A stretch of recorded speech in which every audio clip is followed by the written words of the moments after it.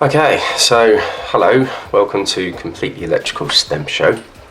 We're going to have a look at another example circuit design. Just going to go for a bit bigger load, a bit of power factor. We're going to have a look at resistive and reactive volt drop method, and maybe a different way of getting your R2 size. So, what's the circuit? Well, we're going to install a plastic forming machine. Now, I don't even know what that is. I'm assuming it forms plastic, but yeah, we go there anyway. Now, this is 30,000 watts or 30 kilowatts, 400 volts, 3-phase, and has a power factor of 0.89. What else do we need to know? It's a TN system, but this is coming from, so we've got a distribution board and a distribution circuit to another board, and then our plastic formers coming off that board. Now, there's a few things we know about this bit here. So up to this point here, we know that the volt drop of this distribution circuit with the additional load will be 5.1 volts. And we know the ZSDB here is going to be 0.37 ohms. So a bit like a ZE, I suppose. The only thing you'd have to consider is parallel paths that might move later in its life. The length of this circuit, so this is our plastic forming machine, the length is going to be 69 meters. And we're going to wire it in trunking. And we're going to use singles, 70-degree insulation, thermoplastic insulation.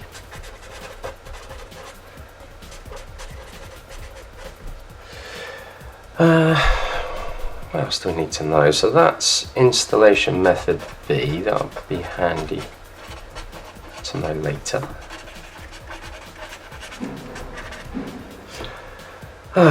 Now, where do we start? Oh, incidentally, the respective fault current there, 1200 amps.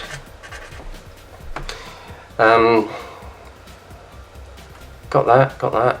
Oh, what protective device do we need to use? So, kind of dictated by this board here.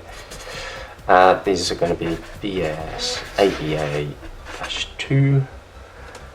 I think that's about it. Nope, we need some information about how it's run. So grouping in this case. We've got one other circuit that's similarly loaded, which is very important. Squeeze that up there. One other circuit. And this is obviously in a factory in ambient temperature. 40 degrees. Okay, so now we can actually start getting some cable sizes. First step, as always, we need to know what current we're going to be expecting through here. So IB P over 400 root 3 power factor. In this case, 30,000 divided by 400 times root 3 times 0.89. Oh, that's going to give us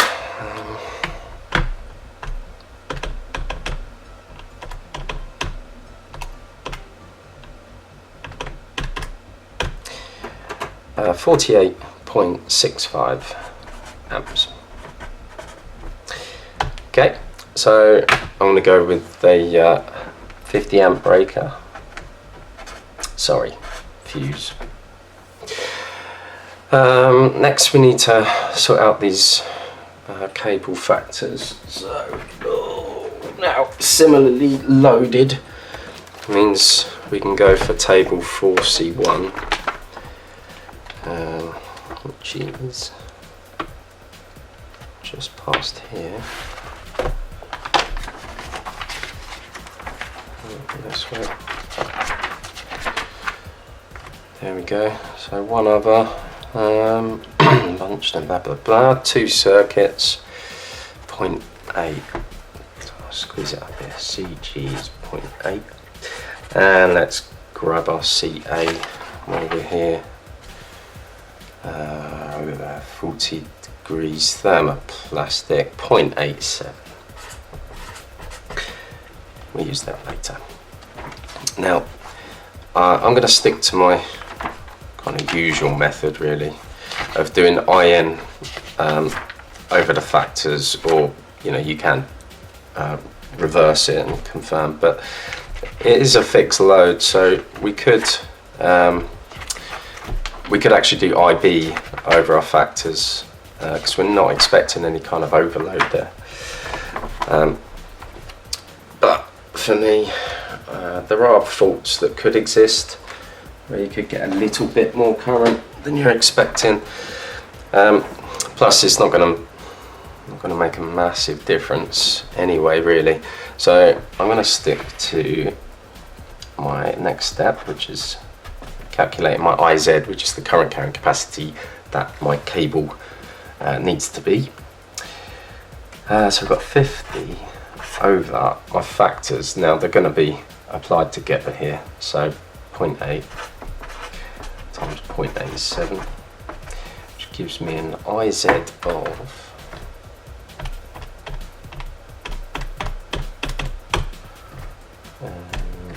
71.83 amps.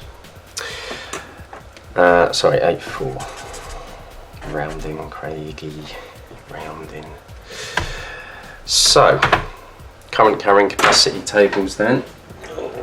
That's what I was flicking to a minute ago. I don't think I got to the right page. No. So we're using singles, 70 degree.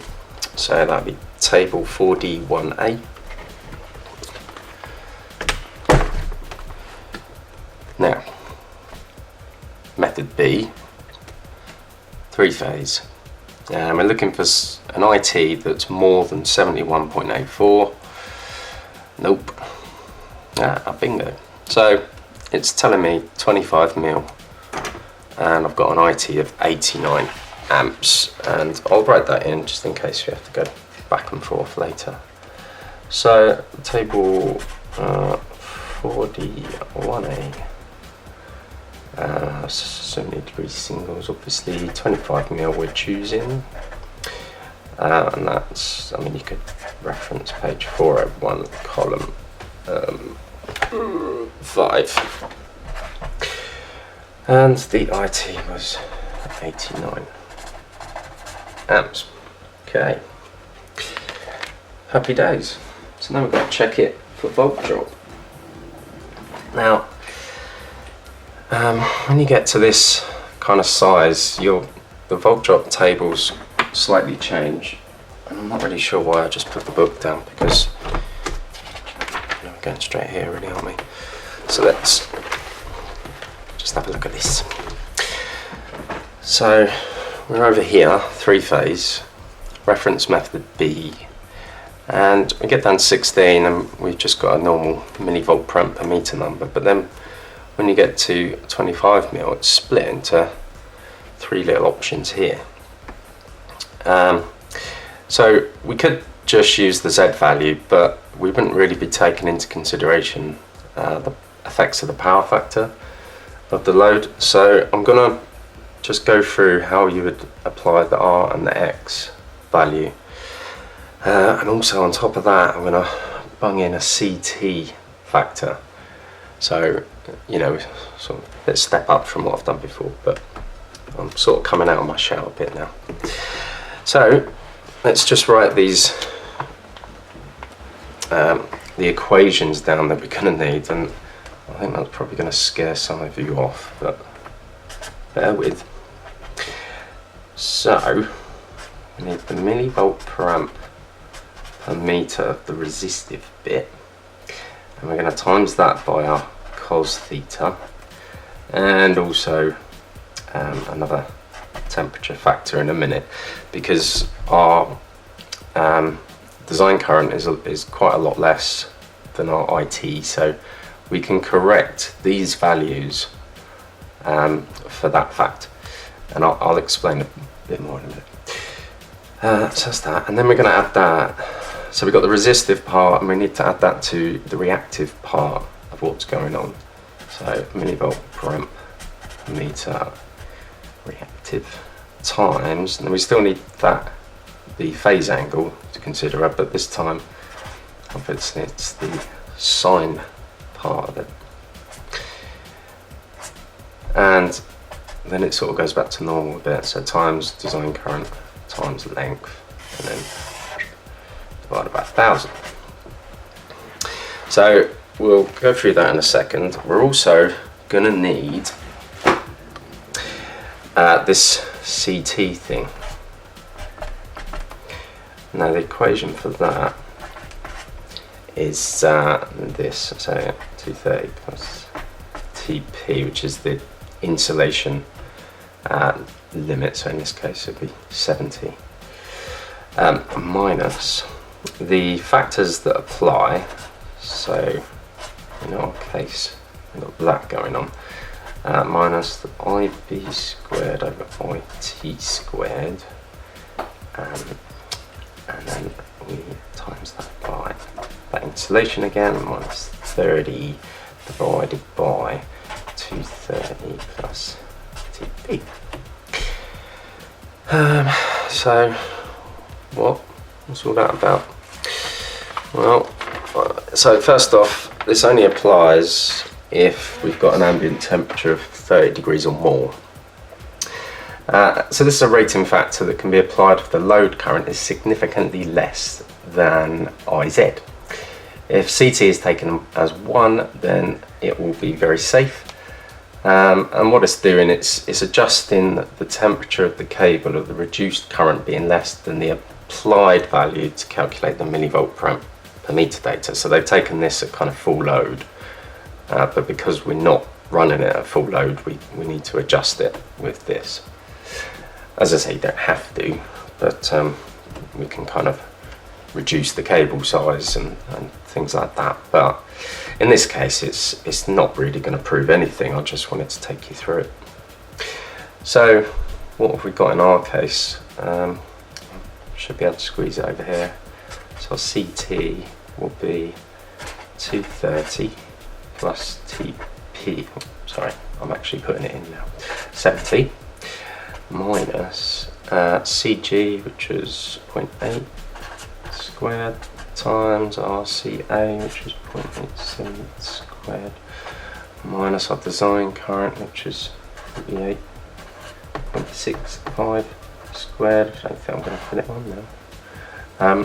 Divided by IT, which is 89 squared, and then I've got to squeeze in this. But I'm not going to. That's 70 minus 30, so let's just put 40 there, and then it fits. 230 plus 70. Now I usually do these in a couple of ways. Firstly, I punch it in and let the calculator do the work, and then I usually break it down with bod mass just to make sure, because I still don't trust technology sometimes. 0.8 squared times 0.87 squared minus 48.65 squared over 89. The calculators are great, aren't they? 230 plus 70. I think that's it. No.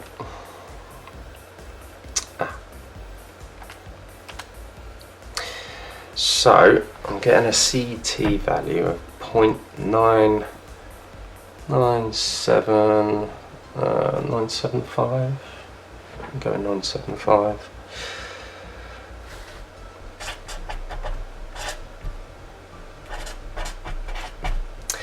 Okay, so 0.975 will go in there. We know that was 0.89. We can get this and that out of the regs book. We know that it's 48.65, and we know that it's 69 meters. So the only thing we're missing is this here. Now we can get the phase angle from this value here. So if we go shift and cos to the -1 and then put in our power factor, we'll get the actual angle. So it's saying our phase angle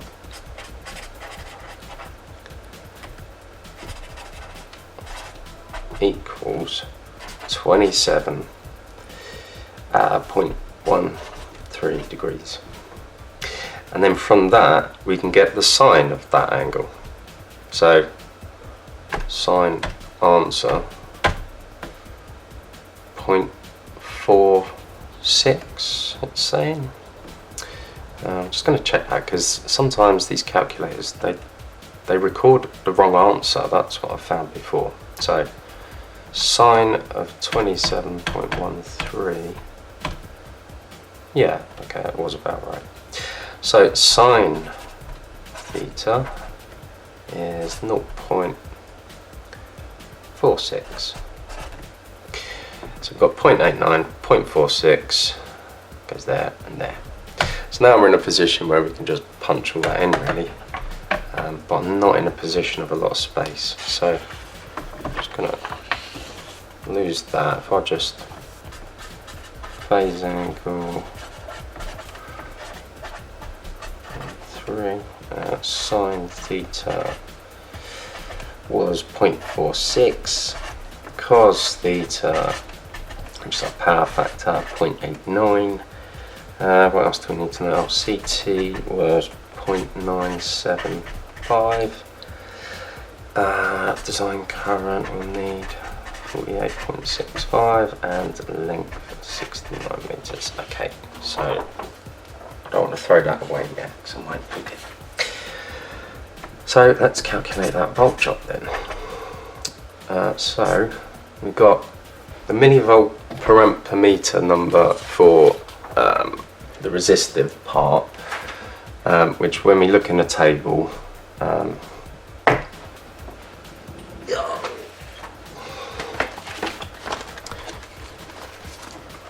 it's definitely not the slickest video, but let's bumble through. So the resistive part, millivolt per amp per meter R is 1.5. The reactive part is 0.29. Okay.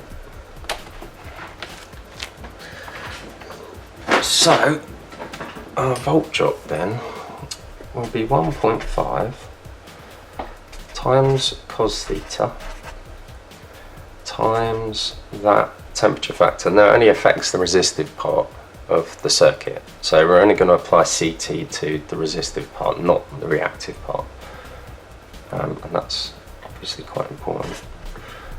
975 we went with, plus 0.29, which is millivolt per amp per meter reactive, times our sine theta, which is 0.46, times our design current, times our length, and divide by 1000. Okay, so our volt drop is going to be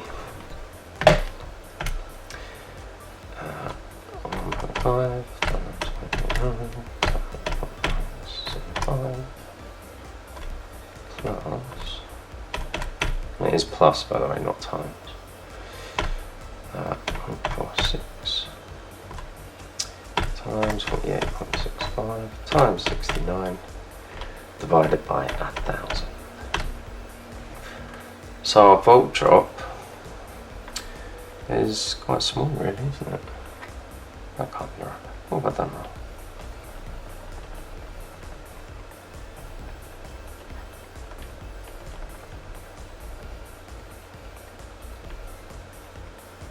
Oh, I've put...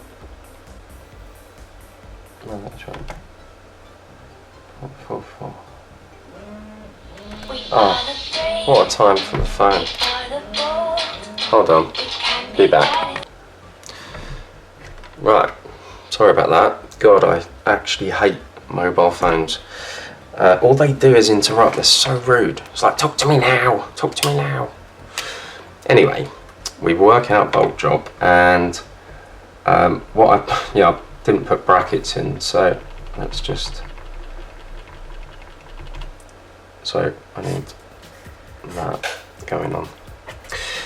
Anyway, so our bulk drop 4.82 volts. Now we're allowed to drop 20 volts, so that's all good, but that's not the end of the story, is it? Because the distribution cable, that already had some bulk drop, 5.1 volts, before it got to our bit, and then load went there.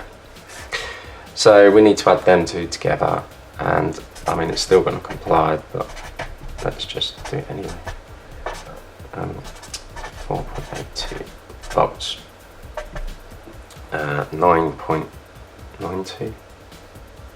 I'm going to punch it in, because I'm really tired. Yes, well done, Craig. 9.92 volts, which is less than 5% of 400, which is 20 volts. So therefore, okay. So that's the live cables sorted, and then we need to move on to the CPC. I might as well save a bit of paper. Just do it on the end here. So the protective device was a 50 amp.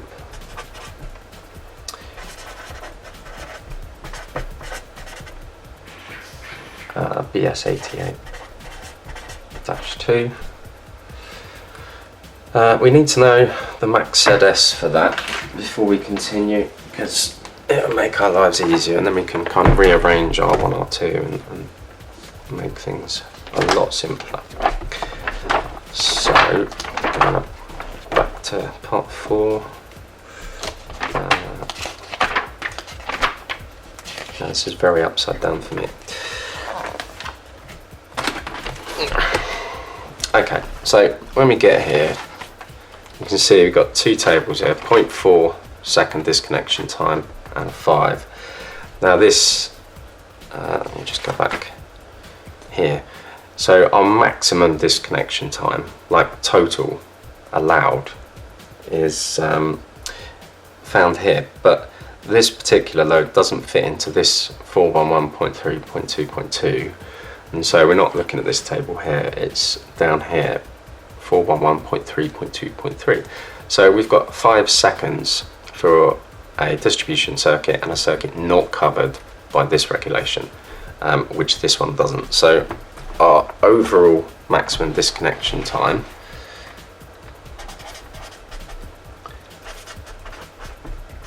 is 5 seconds, and our maximum ZS for that device is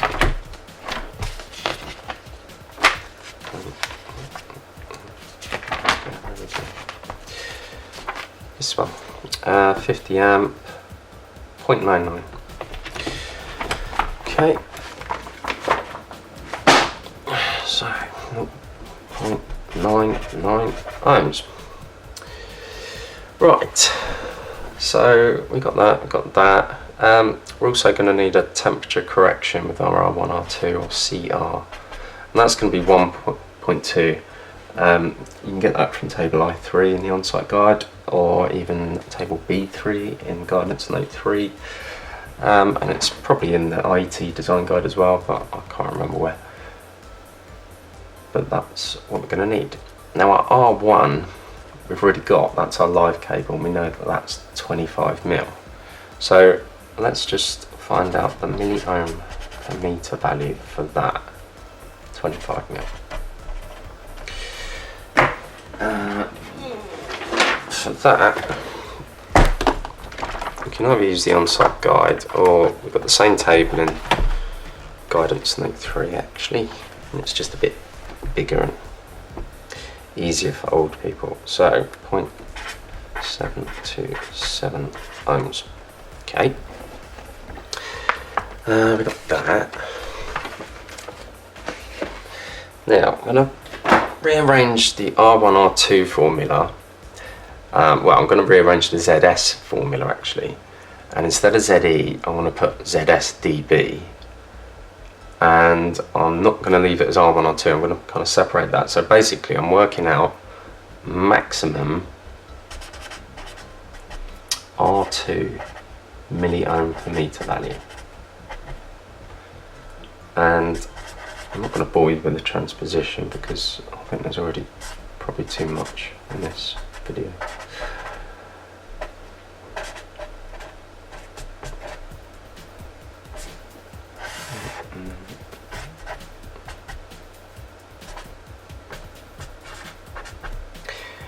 End up with that. Now it's going to tell us our maximum milliohm per meter value for our CPC or R2. So let's punch in what we know. Obviously we know the number 1000. Max ZS is 0.99 and our ZS dB was 0.37. Just going to put ohms to remind you, but you can't put that in the calculator obviously. Our CR is 1.2.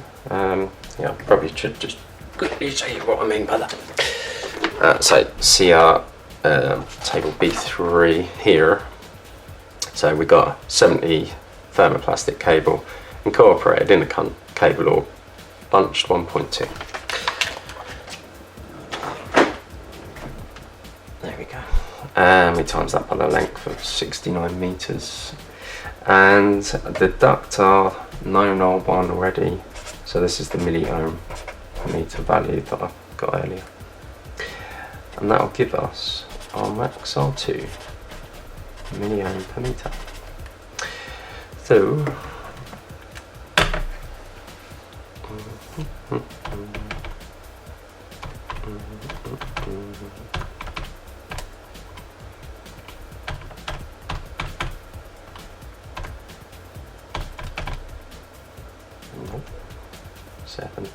seven, 6.76 milliohms per meter. Okay, so let's just go down that table then and decide which one to use. So that's the maximum it can be. Now we're only looking at these single lines here. That one, that one, that one, because you know we're only looking for the CPC. So 6.76 is the highest it can be. So that'll work. 6.76, yeah, that'll work. So 4 mil will work. 2.5 won't work. So 4 mil is the smallest we can go really. So let's just go with that, and that's 4.61. So we choose 4 mil, and that had a value of 4.61 milliohms per meter. Awesome. Okay, I probably will need a bit more space for the next bit. So we need to actually work out what our ZS is now. So our actual, which equals, in our case, ZS dB plus milliohm per meter times length times correction factor over 1000, which is just R1, R2. Our milliohm per meter value in total is our R1 plus R2. So in our case, that's our 25 mil live plus our 4 mil CPC. And when you add them up, you'll get, yeah, I'm probably going to do that as well. 727 plus 5.34 milliohms per meter. So we've got everything we need now. So our ZSTB is 0.37 ohms, plus we're going with 5.34 times 69 meters times that same correction factor for temperature. So it is 0.37 plus 5.34 times 69 times 1.2 divided by 1000. So 0.81 ohms. Now our max ZS was 0.99 for that protective device, so that's all good as well. Okay, so the last little bit is the adiabatic check. But before we do that, we need the full current. Now, a lot of people they argue and say, oh, it should be 230 times C max, 230 times C min, just 230. And it's kind of tricky to answer, if I'm honest. This is a physical live process, and what we're trying to do is use fixed point numbers to calculate it. So you can use all three, you're just getting different snapshots of the same system. So I suppose there is no real answer, but what I'm going to do, I'm just going to go through the difference between the three and just so you can see. So if we just have 230, we get a full current of 283.95. Okay, now let's try it with C min.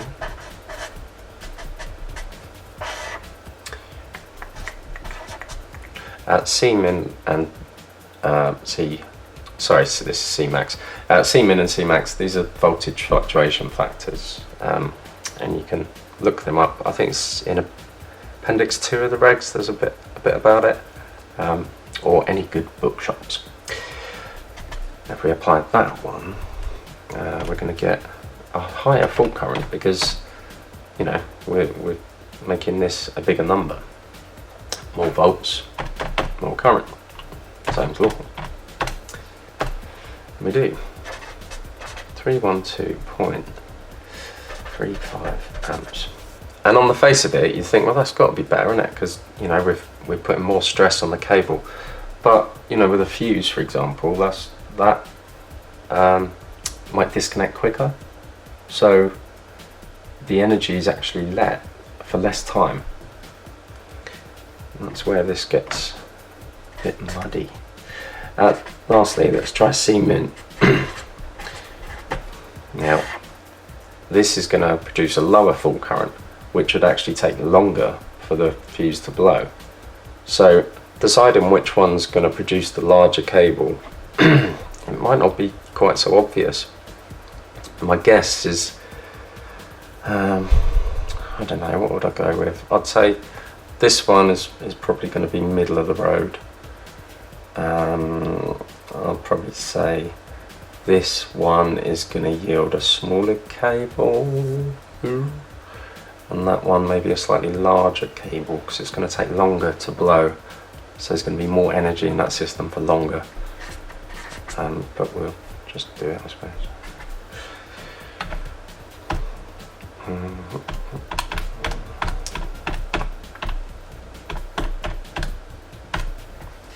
269. Brain always races ahead. Poor little hand can't keep up. So we've got 3 full currents. Now I'm just going to quickly plug these in to the AD. Oh no, I can't yet, can I? I need to work out my times. So just remind you what the adiabatic is.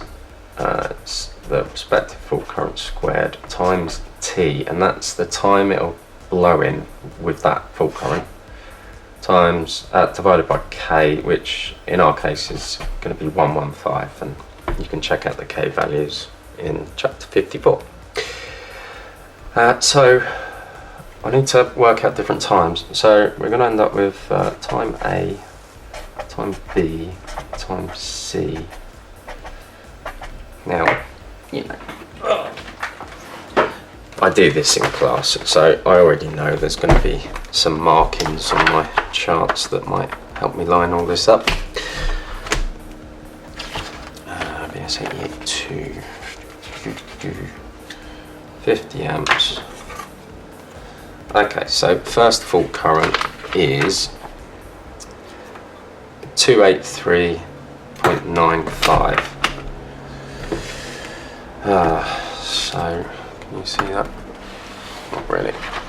Let's get there. 283. So I've kind of marked halfway and 3/4. The 283 line is that one and that one, and the 50 amp line is that one. It's there. So I'm reading it as about 1.5 seconds. Draw that one in. So TA is 1.5 seconds. TB 312.35. So 100, 200, 300.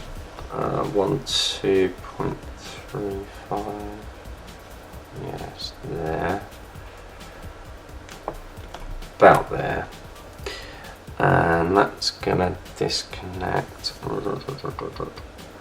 0.8 seconds. I mean, this is, you know, it's quite rough, isn't it? Just lining up a ruler like that. And then the last one, we had a fault current of 269. 269.75. So it's that line. That line. And there. So I'm going to go with 2 seconds. So because of them different fault currents, we've got different disconnection times of that protective device. So now let's just plug them all in and see what ones we get. Now at the end of the day, if all of these come out as under 4, then well, sort of a moot point really, you know, it doesn't matter, complies. So we'll start with A and time A. 283.95 squared times 1.5. So it's saying 3.02 millimeters. So it's not telling us our minimum CPC size. It's because it's, you know, we've already got our CPC size. It is a hard thing to teach adiabatic equation really, and it's actually better if you use other examples like pipelines and other things like that. Maybe I'll do that next actually, but anyway, so it's basically confirming that 4 mil is okay because we're going to not use all of that capacity, I suppose, but it's coming out as 3.02. so this one complies. Let's try a different fault current. So this is with C max. So we've got 312.35, and we've got a different time with C max. It's a lot quicker. So that's coming out as 2.43 mil. And then this one, which I suspect is probably going to push it to its limits because it's got the longer time. That's the one that's going to have the biggest effect. So this one's with C min, 269.75. Yeah, it's slightly bigger, isn't it? 3.32 mil. Now they'll comply, so I won't be bothered either way. But you know, what you got to understand is boards there. You're going to have fault current kind of going down in gradient, if you like. resistance is going up, and gradient, you know, almost kind of opposite to that. And so, you know, what really are we, you know, where is it that we're calculating? It's a bit like an average, but that doesn't even work as an explanation either, really. But anyway, 4 mil will work. I think that's done, isn't it? Okay, I'm going to go to ring circuits after this video, because it seems there's quite a lot of confusion about how to design them, and people just think it's, you know, it's 2515 done. But there's considerations if you're going to use them standard circuits, and your circuits have to meet that criteria, otherwise you need to tweak it. Anyway, I'll see you next time. Cheers. Bye.